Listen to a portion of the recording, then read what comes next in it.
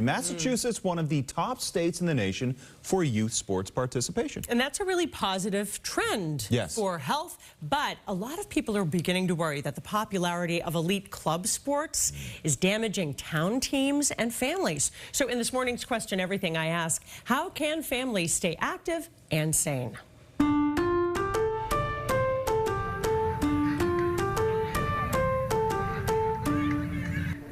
In America, we love youth sports. Kids are active, off their phones, learning about teamwork and competition.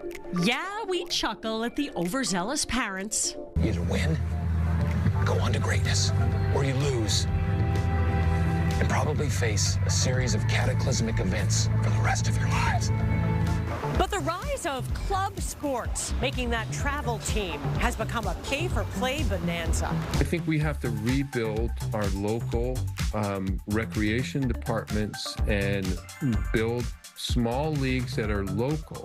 Professor John McCarthy thinks well-meaning parents have accepted an expensive system that just adds to family stress.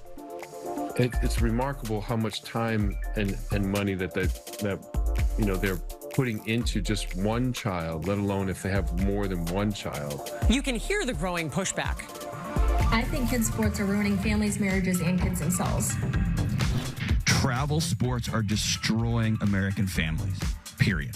And then there's the money. Karen Menard of Lunenburg lost over $3,000 when her twin soccer club suddenly folded. There was nobody to call. There was nobody to say, hey, we need some help here. What I do is not for everyone. Right? Dave Samara's a devoted dad from Shrewsbury. He sees the hours he spends with his kids at hockey tournaments as precious and fleeting. It's taxing sometimes. All sports are expensive now, and that's just another financial burden, but it's kind of like pick and choose what you want to do with your children.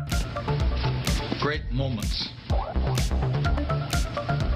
are born from great opportunity. But many are beginning to worry that opportunity is out of reach for more American kids. What we want to make sure is that we are providing young folks that ability to be able to play sports without the cost being associated with it. Steph Lewis runs the Roxbury nonprofit, The Base. It provides sports free of charge. He calls the club sports industry predatory. Sports numbers in young folks is down, costs are up. Similar to a yacht club, it's similar to a private club, it's a members-only club, and that's what it's almost become.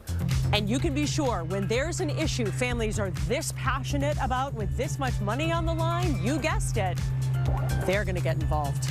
Massachusetts used to be the leader in putting kids in high school, college, and professional hockey. State Senator Barry Feingold, an athlete himself, coaches his own son in football. He loves youth sports, but you look at the college sports, it's regulated by the NCAA. When you look at high school sports, we have the MIAA. Now we have our most vulnerable population in society, our youth sports, and there's nothing. He's proposed a bill that would create a new regulatory body to oversee youth sports in Massachusetts, just like the MIAA controls high school athletics. Parents are spending $1 billion a year.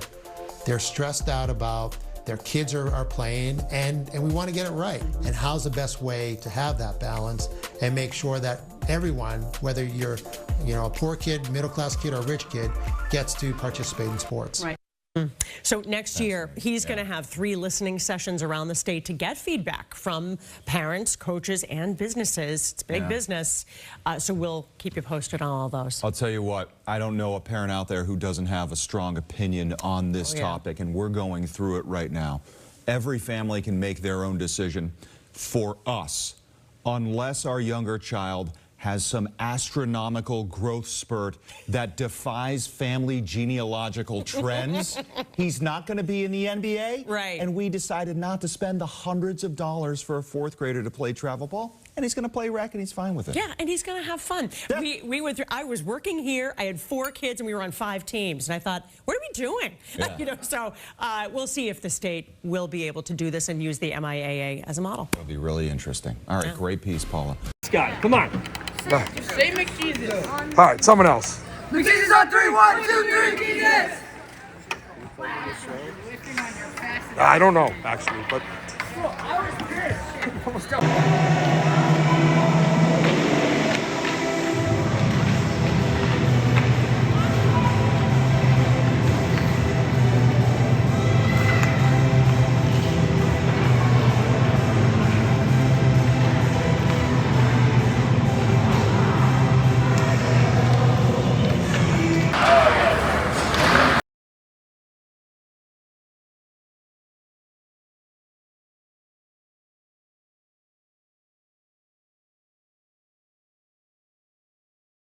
I do think you're right. I think it's going to be a challenge. Yeah, it's going to be impossible. In the 70s and 80s, people thought we were the most expensive.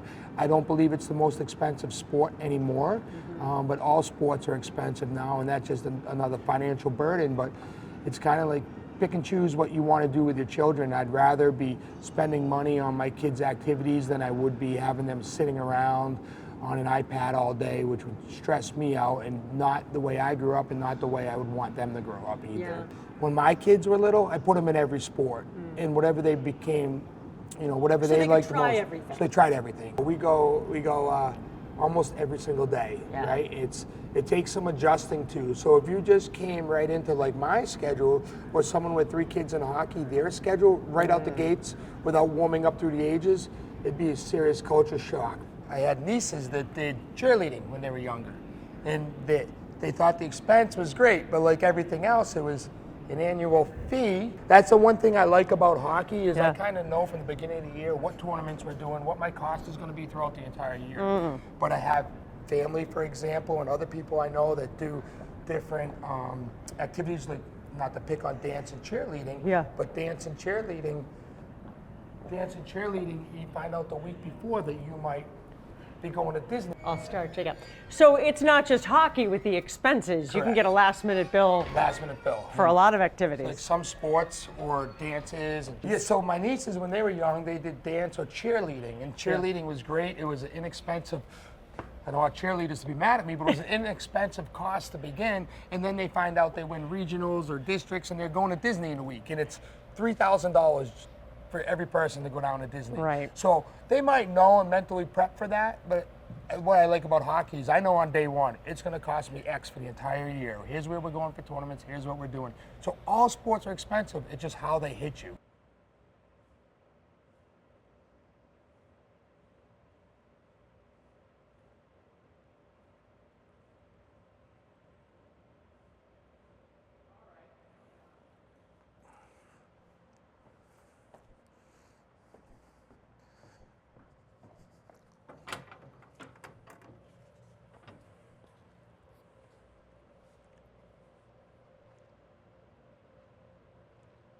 How far? Just kind of stay there and look around.